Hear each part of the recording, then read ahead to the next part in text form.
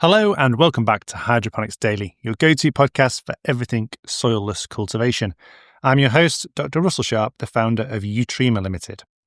Today's episode is just to mark your diary with some dates for 2026 that could be of interest to hydroponic growers. Now, there's the obvious dates like the longest day, spring equinox, things like that. Spring equinox, 20th of March, longest day, 21st of June. They'll affect your photo period, your daylight, and also the amount of hours you can work if you're outdoors in your greenhouse or polytunnel. If you're in a grow room, those dates do not affect you really, apart from the fact that as you go into summer, it's going to be harder to grow indoors in a grow room.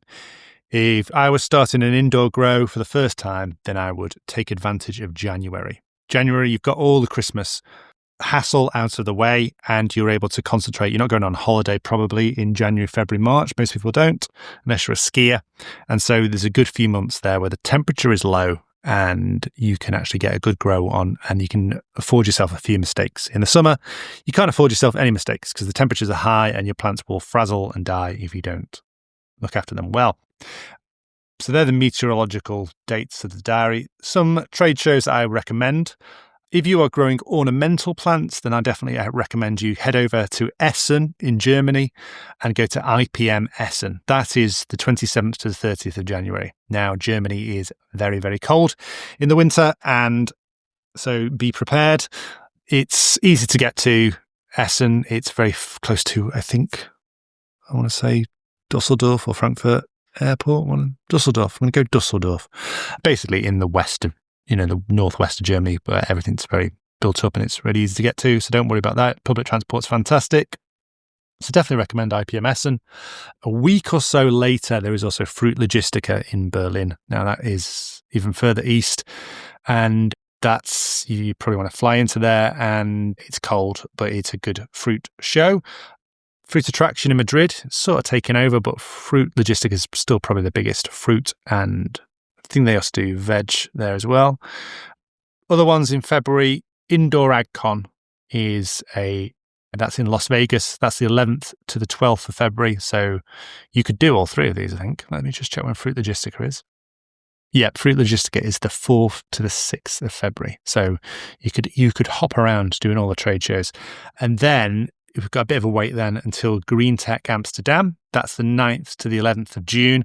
That's one I definitely recommend. If you've never been to Greentech and you're in hydroponics, whether indoors or greenhouse or polytunnels, then Greentech Amsterdam is a brilliant show. And it's in Amsterdam in June, which is a lovely time to go to Amsterdam. Not peak tourist period, but still lovely and warm. And it's a good show. It's a nice airy show. It's not in a horrible. It's in a much nicer environment than the trade show locations in Essen and Berlin and Madrid.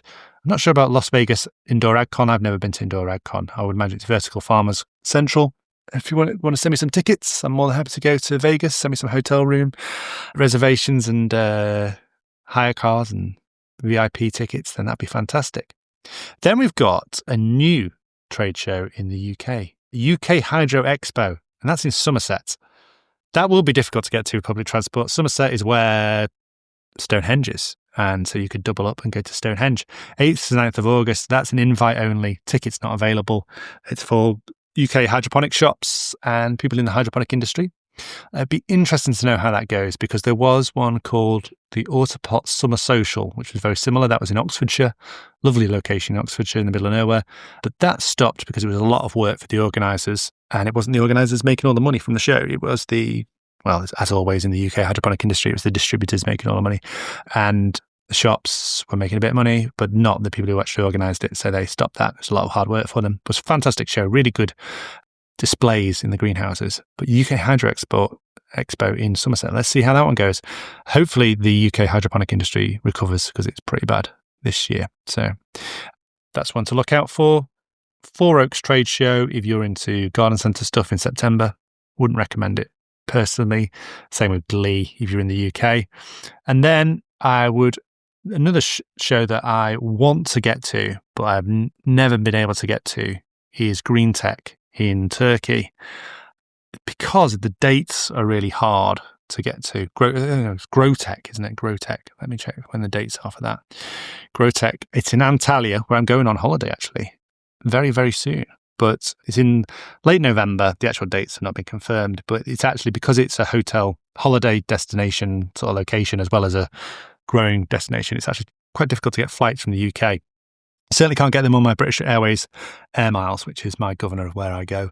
But Greentech Amsterdam is a good, so Greentech Antalya in Turkey is a good one, I think, because a lot of people who can't get visas to Holland can still go to Greentech without any issue. Or maybe they can get visas, but it's a pain in the arse to get to, for a lot of people in a lot of countries, whereas they can get visas to go to Turkey fairly easily.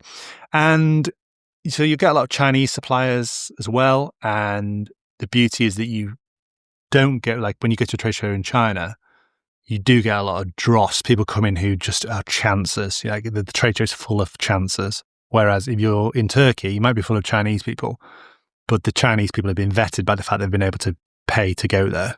They're not going to be chancers. So you get the legitimate Chinese manufacturers, not the middle people trying to be middlemen, trying to see an angle wherever they can. So Greentech Amsterdam is good from that perspective. You get a lot of Middle Eastern customers, a lot of Central Asian customers, which is a big growing area that are feeding Russia because of the sanctions on European providers. So Greentech Antalya would be a good one to stick in your diary. And then if you are a ornamental grower in America or just into horticulture in general, and you don't want to go to IPM Essen, then Cultivate is a good show. I've been to Cultivate once or twice. That's run by American Hort, and that is July the 11th to the 14th. So stepping back in the year a bit there. It's a good show. Lots of Amish growers go to that one, Cultivate. It's really interesting to talk to them. They get bussed in and they go around with their cameras and take lots of photos, things like that. It's good to talk to them. And then there is obviously the legal cannabis shows, the Canacons and things like that can be hit or miss. I've been to a couple of those in the past, and some were good, some were a bit of a washout. It depends on the local organisers, I think. And then obviously the big legal cannabis one is MJBizCon in Las Vegas.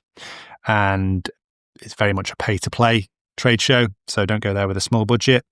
And so if you're really for established people in the legal cannabis sector, and those with big budgets. So that is towards the end of the year. I believe that is December. So it's currently down for the 1st to the 4th of December. So get your Christmas shopping in Las Vegas, MJBizCon.